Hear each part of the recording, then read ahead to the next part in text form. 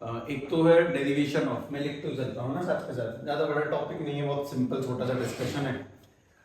दो डेरिवेशंस हैं कि ये डुअल नेचर था कि लाइट पार्टिकल है या फिर वेव है, उसको आखिर ड्राइव किसने किया, पहला फॉर्मूला कहाँ से आया कि अगर मेरे पास किसी लाइट की वेवलेंथ है तो मैं ये कैसे साबित करूँ कि वो पार्टिकल है, सीधी बात मोमेंटम से, और अगर उसका मोमेंटम है तो ये कैसे पता लगा कि वेव है।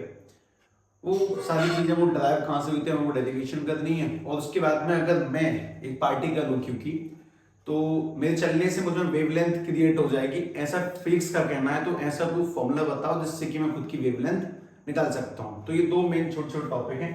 तो सबसे पहला हम लोगों को ड्राइव करना है derivation of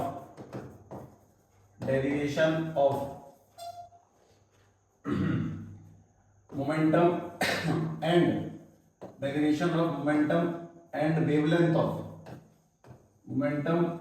wavelength of particle. मतलब कोई भी पार्टिकल, सीधी सीधी कहानी, या तो मतलब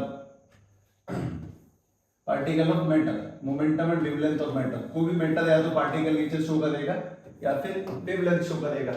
तो उसका फॉर्मूला पहले बार ड्राइव किसने किया, मतलब हाइंसबर्ग प्रिंसिपल ऑफ अनसर्टेनिटी के अकॉर्डिंग हम लोग जैसे चल रही है पार्टिकल ऑफ मोमेंटम, ये जो चक्कर बार बार रिपीट हो रहा है वर्ड, थोड़ा सा ऑकवर्ड लगता है देखने में भी, पर ठीक है, हम उसको ड्राइव करते हैं, ध्यान से देखना।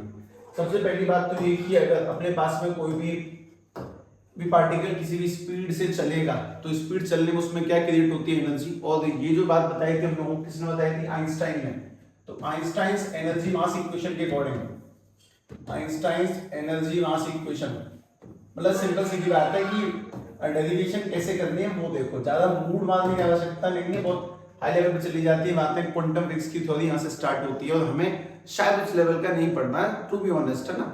तो अगर कोई भी ऑब्जेक्ट इसका मास m है, तो वो अगर किसी वेलोसिटी से यानी कि लाइट की स्पीड चल रहा है तो उसमें पक्की बात है एनर्जी होगी। तो उस एनर्जी को निकालने का फॉर्मूला क्या था, एनर्जी को निकालने का फॉर्मूला था E = mc²। हम लोगों को आइडिया होगा। और इस चैप्टर हम लोगों ने स्टार्टिंग में पढ़ा कि अगर कोई भी लाइट चलती है तो उसकी फोटोन्स में उसकी एनर्जी क्या होती है, वेवलेंथ की फॉर्म में या फ्रीक्वेंसी की फॉर्म में। तो हम लोगों ने इस वाले चैप्टर में देखा था कि फोटोन्स की एनर्जी, फोटोन्स की या फिर कह लो क्वांटास की जो एनर्जी थी, उसको निकालने का अपन लोगों ने फॉर्मूला बनाया था, that is energy E = lambda, wavelength के टर्म्स में। अगर दोनों ही एनर्जी है, दोनों ही लाइट के टर्म्स में चल रही है भाई, ये भी सी लाइट की स्पीड है, उसकी एनर्जी का फॉर्मूला, ये भी लाइट की स्पीड है। अब कोई आदमी जब चलेगा, कोई भी पार्टिकल जिसका मास m है वो चलेगा तो उसमें एनर्जी बनेगी। तो या तो उसको फोटॉन्स की फॉर्म में देख सकते हैं या फिर उसको इसकी फॉर्म में देख सकते हैं। तो दोनों को बस इक्वेट करना है ना, सीधी सीधी बात ये कि अपने पास में ये वाली जो इक्वेशन है, इक्वेशन नंबर 1, ये वाली इक्वेशन नंबर 2, और जैसे हम इन दोनों को कंपेयर करेंगे बन जाएगा mc²। ठीक है, ऑन कंपेयरिंग बोथ, ये छोटी मोटी बातें लिख लो इन्हें, ये कौन सी बड़ी चीज है, ऑन कंपेयरिंग बोथ, दोनों कंपेयर करने पर mc² hc/में लैम्डा, यहाँ एक सी से एक सी मारा गया, और जैसे एक सी से सी की कहानी कटते ही mc h/में लैम्डा। मैंने जीवन में कभी सुना था कि मोमेंटम होता है मास इनटू वेलोसिटी, आज वेलोसिटी c है, तो कहीं ना कहीं ये जो mc है ये क्या बन जाएगा, मोमेंटम। क्योंकि हम लोगों को अंदाजा ये कि लीनियर मोमेंटम का फॉर्मूला, लीनियर मोमेंटम का जो अपने पास में फॉर्मूला है वो होता है p mv यानी वेलोसिटी, तो बन जाएगा p mv h/में लैम्डा। और क्योंकि एक इंसान जो कि 12th क्लास में पढ़ रहा है बालक, उसको चीजें बहुत मतलब चुभती नहीं है ज्यादा, तो ठीक है भाई, p = h/λ फॉर्मूला आगे नहीं। डुअल नेचर, सबसे पहली बात यहीं से ध्यान में आया कि यार ये तो बहुत खतरनाक कहानी है। अब इसमें खतरनाक क्या हो, खतरनाक बात सुनो, इसमें खतरनाक बात तो इतनी सी है कि जो p है वो है मोमेंटम, और मोमेंटम होता है किसी पार्टिकल का, जो मोमेंटम है वो किसी पार्टिकल का ही पॉसिबल है, यानी कि p शो करेगा मोमेंटम। और लैम्डा किस चीज का होता है, लैम्डा होता है किसी वेव का, ठीक है, यानी कि ये वेव नेचर को शो करता है। अब अपने पास में एक फॉर्मूला है, इसमें 3 लोग हैं, p, लैम्डा और h। हमारे पास h की वैल्यू तो पहले से फिक्स ही है। अगर h की वैल्यू फिक्स है तो सीधी सीधी बात अपने पास में बहुत सिंपल सी कहानी निकल के आ जाएगी कि अगर तुम p निकालना चाहते हो तो तुम्हें लैम्डा पता होना चाहिए, अगर लैम्डा निकालना चाहते हैं तो p पता होना चाहिए। ये कहानी तुम्हें बहुत अच्छे से अगर समझनी है तो छोटा सा एग्जांपल देखो कि अपने पास में फॉर्मूला होता है speed equal to distance upon में टाइम। तो स्पीड निकालने के लिए क्या चाहिए, डिस्टेंस और टाइम दोनों चाहिए। हम ऐसा तो बिल्कुल नहीं है कोई मुझे टाइम दे दे 20 सेकंड में बोले बताओ स्पीड क्या होगी और डिस्टेंस क्या होगी, मतलब या तो मैं एक टाइम पे स्पीड निकाल सकता हूँ या मैं टाइम निकाल सकता हूँ। मान लो मुझे डिस्टेंस पहले से गिवन है, मुझे किसी डिस्टेंस दे दी भाई 100 मीटर, ठीक। अगर मुझे टाइम निकालना है तो मुझे स्पीड पता होनी चाहिए, अगर स्पीड निकालनी है तो मुझे टाइम पता होना चाहिए। मतलब एक ही टाइम पर, एक समय पर हम टाइम और स्पीड दोनों को फाइंड नहीं कर सकते सेम टू सेम। हम इस फॉर्मूले से एक बात ये साबित कर चुके हैं कि कोई भी पार्टिकल या तो मोमेंटम दिखाएगा यानी कि पार्टिकल नेचर, या फिर लैम्डा दिखाएगा यानी कि वेव नेचर, और एक टाइम पर बस एक चीज को निकालना पॉसिबल है। अगर लैम्डा गिवन होगा तो पी निकलेगा, और अगर पी गिवन होगा तो लैम्डा निकलेगा। दोनों को इकट्ठा निकालना पॉसिबल नहीं है, और इसी को बोलते हैं डुअल नेचर, ठीक है। ये जो फॉर्मूला है उस फॉर्मूला नहीं है, ये कहानी तुम्हें कुछ बेहतरीन समझाती है। ये जो P equals to h upon में लैम्डा है, P equals to h upon lambda, इसका बेसिक सा मतलब है only one at a time, only one at a time can be calculated. एक समय पर बस एक ही चीज को कैलकुलेट कर सकते हैं। At a time can be calculated, एक समय पर हम बस एक ही चीज को कैलकुलेट कर सकते हैं, चाहे तो मोमेंटम या फिर वेवलेंथ। यानी या तो पार्टिकल को किसी समय पर जब हम देख रहे हैं तो पार्टिकल मानेंगे, और या फिर उसको वेव मान सकते हैं, दोनों मानना पॉसिबल नहीं है। तो only one at a time can be calculated, either momentum यानी कि पार्टिकल नेचर उसको कंसीडर कर सकते हैं, या फिर वेव, मोमेंटम यानी कि पार्टिकल नेचर, और वी कैन से वेव और वेव, ठीक है। इनमें से कोई भी एक चीज। तो एक छोटी सी डेरिवेशन है, लेकिन डेरिवेशन बस इतनी सी नहीं है, ये कुछ और ही कहानी है। फिजिक्स की क्वांटम दुनिया की सबसे बढ़िया शुरुआत यहीं से होती है। हमें बस उसको थोड़ा सा समझ के चलना है कि कैसे कैसे करके ड्राइव किया। कोई मुझसे पूछे तो मैं, मतलब तुमसे पूछे तुम उसको थोड़ा बहुत एक्सप्लेन कर पाओ उसको, बस इस हिसाब से, ठीक है। इसी कहानी में जो अपने पास अगला पड़ाव आता है वो ये कि साहब जैसे मैं चल रहा हूँ तो मैं अपनी वेवलेंथ, ये तो हो गया, देखिए इलेक्ट्रॉन्स प्रोटॉन्स इनकी वेवलेंथ भी तो होती है क्योंकि वो भी चलते हैं। अब तुम्हें नहीं पता, तुम इस बात को मानो कि मैं कह रहा हूँ कि इलेक्ट्रॉन प्रोटॉन ये सब जितने भी चार्ज पार्टिकल हैं वो किसी ना किसी स्पीड से चलते हैं। जब वो किसी स्पीड से चलते हैं तो वो लोग वेव बनाते हैं। और मोस्ट इंपोर्टेंट बात है, किसी भी चार्ज पार्टिकल है इलेक्ट्रॉन प्रोटॉन को चलाने के लिए हमें क्या चाहिए, पोटेंशियल, बैटरी। तो अपना जो अगला टॉपिक होगा उस कहानी को ध्यान समझें। ये वाली कहानी तो उन लोगों के लिए चली जाती है जिनके पास में मास पाया जाता है, तो चार्ज नहीं है। मास वाले लोगों के लिए अगर तुम्हारे पास मोमेंटम अवेलेबल है तो तुम वेवलेंथ कैसे निकालोगे, इससे, अगर मास है। लेकिन अपने पास में चार्ज पार्टिकल, ठीक है, अपने पास में अगर चार्ज पार्टिकल है तो अगर वो मूव करेगा तो चार्ज पार्टिकल के मूव करने से भी उसकी वेवलेंथ क्रिएट होती है। तो चार्ज पार्टिकल की वेवलेंथ निकालने का फॉर्मूला क्या है, हम लोगों को ये समझना है। जिसमें मोस्ट इंपोर्टेंट बात है कि चार्ज पार्टिकल को मूव कराने वाला सबसे मेन पैरामीटर कौन है, पोटेंशियल डिफरेंस यानी कि वोल्ट। अगर वोल्ट नहीं होगा तो चार्ज पार्टिकल मूव करेगा ही नहीं, ऑब्वियसली। पोटेंशियल डिफरेंस यानी कि वोल्ट वो फैक्टर है जिससे कि चार्ज पार्टिकल को मूव कराते हैं। अगर चार्ज पार्टिकल मूव करेगा तो उसकी वेवलेंथ आएगी, उसको निकालेंगे कैसे, वो ड्राइव करना है।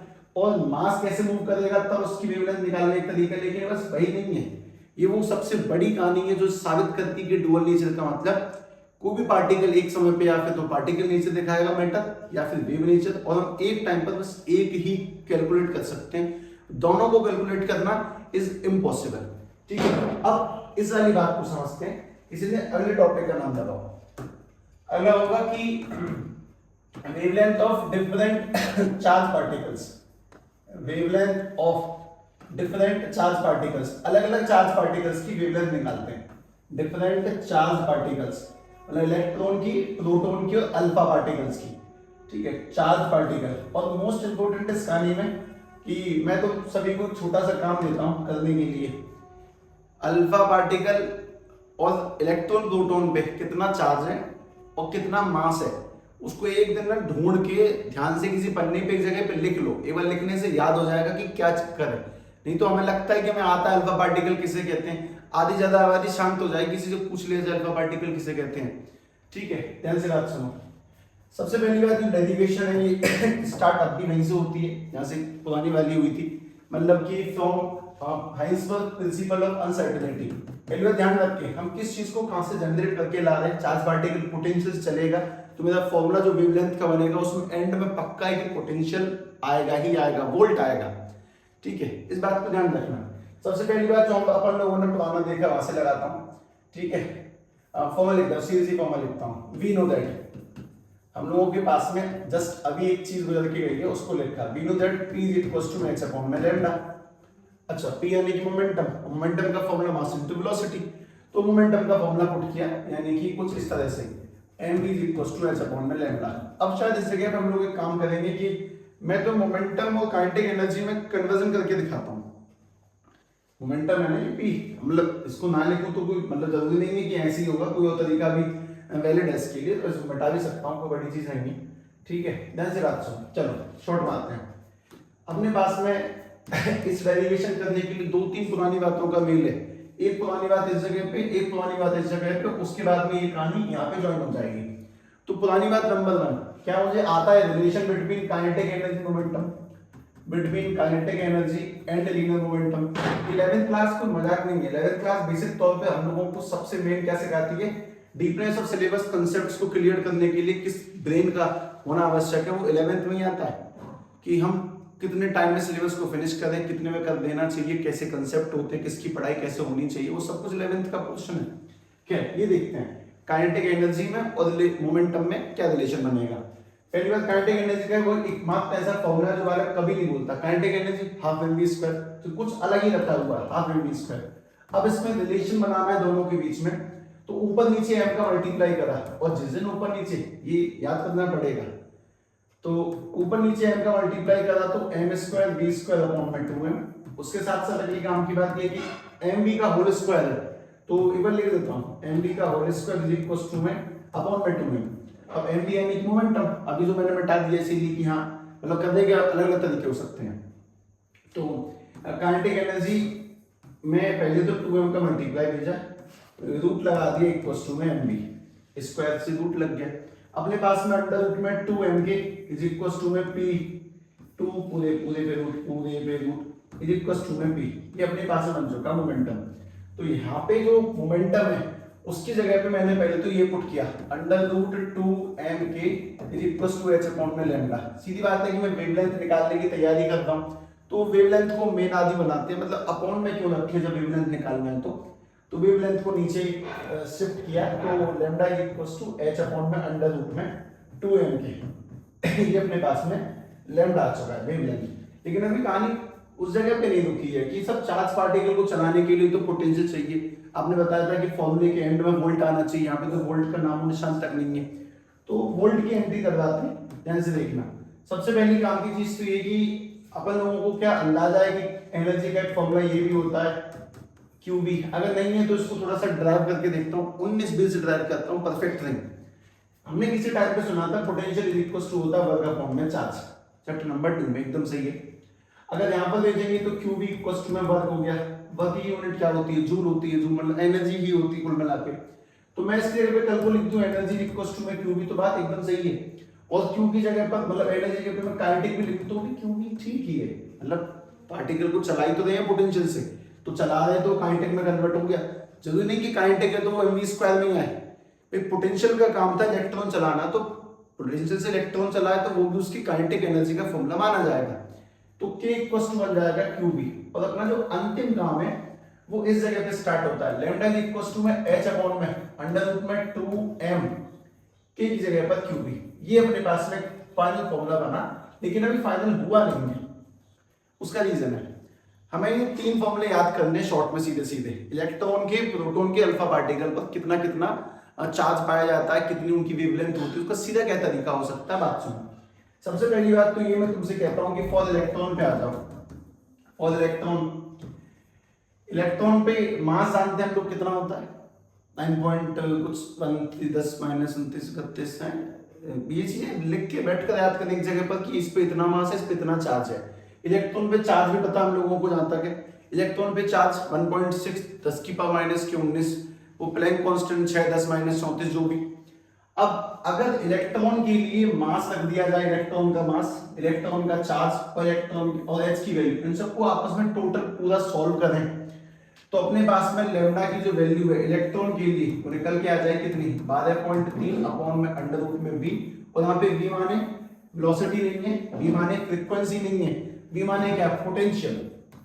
यहाँ पर जो v है वो पोटेंशियल है, v फॉर पोटेंशियल, ये निकल के आ जाएगी इलेक्ट्रॉन की वेवलेंथ। सबसे मेन कि हम कितने वोल्ट इलेक्ट्रॉन को दे रहे हैं, उसके हिसाब से इलेक्ट्रॉन की वेवलेंथ कितनी है, इलेक्ट्रॉन वेवलेंथ निकालने का तरीका सेम टू सेम। अगर हम यहाँ पर प्रोटॉन का मास रखते हैं, प्रोटॉन पे चार्ज कितना वो रखते हैं, तो प्रोटॉन की वेवलेंथ निकल के आ जाएगी 0.286 अपॉन में रूट वी। और सेम टू सेम अगर यहाँ पे अल्फा पार्टिकल के लिए, वो अल्फा पार्टिकल, लेकिन सभी को एक काम करना ही है, आराम से ढूंढो, क्योंकि मैं अभी भी लिखवा दूं तब भी दिक्कत रहेगी। ढूंढो, अपने आप ढूंढो, चेक करो कि अल्फा पार्टिकल किसे कहते हैं, डबली चार्ज कौन सा एटम, कितना चार्ज होता है, कितना मास है उसके ऊपर, सेम टू सेम इलेक्ट्रॉन का, सेम टू सेम प्रोटॉन का। अगर अल्फा पार्टिकल की वेवलेंथ बनाएंगे तो अल्फा पार्टिकल का फॉर्मूला 0.101 अपॉन में अंडर रूट में v। तो ये हमारे पास में फॉर्मूले बने दोनों के दोनों, इससे पहले भी वही था वेवलेंथ और मोमेंटम, ये भी वही है, पर ये चार्ज पार्टिकल के लिए पर्टिकुलरली ड्राइव किया गया। ठीक है, इनकी वेवलेंथ का फॉर्मूला जो कि एंगस्ट्रॉन में होती है ऑब्वियसली। तो हम लोगों को सबसे पहली बात ये सारी चीजें शॉर्ट तरीके से आनी चाहिए। इसके बेसिक न्यूमेरिकल्स जो भी है उनको ट्राई करो मॉडर्न एबीसी में से। बाकी चैप्टर इतना ही है, 3 लेक्चरों में इसको रिवाइज रखें और न्यूमेरिकल जितने हो सकते उतने लगाएं, क्योंकि ऐसी बहुत सारी माइन्यूट सी चीजें होती हैं जो हमें जब तक स्वयं प्रैक्टिस नहीं करेंगे तब तक सेट नहीं हो सकती हैं। ठीक है, मतलब instead of counting the numbers of lecture की जब 15 होने चाहिए तो तब चैप्टर आना जाता है, नहीं, जो बात 3 में हो सके उसे 3 में परफेक्ट कर लो।